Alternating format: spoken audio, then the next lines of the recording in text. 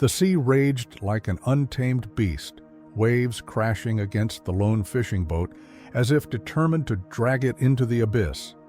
Thunder roared overhead, and each bolt of lightning illuminated the desperate face of Elias, a fisherman caught in nature's fury. He gripped the wheel with white-knuckled hands, his heart pounding as the wind howled through the tattered sails. This was no ordinary storm. It was a test, a battle between man and fate. Elias had spent his whole life at sea. Born into a family of fishermen, he knew the ocean like an old friend. It provided, it nurtured, but it also took without mercy. He had seen storms before, but this one was different. This storm mirrored his life. Just days before, his world had begun to unravel. His father, the man who taught him everything about the sea, had passed away, leaving behind not just sorrow, but a mountain of debt. The family boat, the only thing keeping them afloat, was on the verge of being taken away.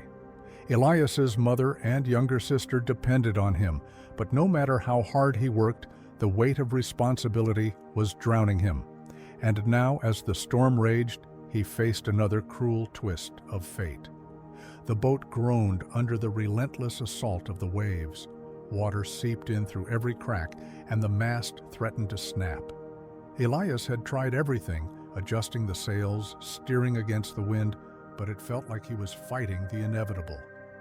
A rogue wave, monstrous and towering, rose before him like a wall of darkness. In that moment, fear gripped him. This was it. This was how his story would end. As the wave crashed down, Elias was thrown overboard. The icy water closed around him, dragging him down into the abyss. Panic set in as he struggled, but the more he fought, the deeper he sank. His lungs burned, his vision blurred. And then, something unexpected happened. A voice, his father's voice, echoed in his mind. "The storm will pass, son.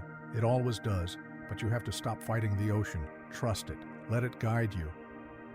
With his last bit of strength, Elias stopped resisting. He stretched out his arms, surrendering to the current. Instead of pulling him deeper, the water lifted him. Slowly, he began to rise. His head broke the surface, and he gasped for air. The storm still raged, but something inside Elias had changed.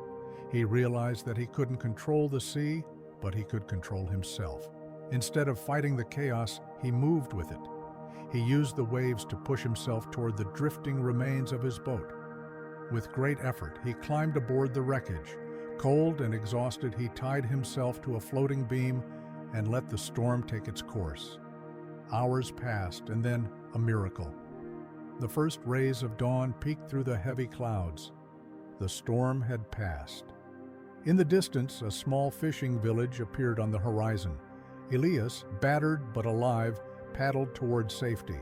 The villagers pulled him from the water, tending to his wounds and offering him warmth.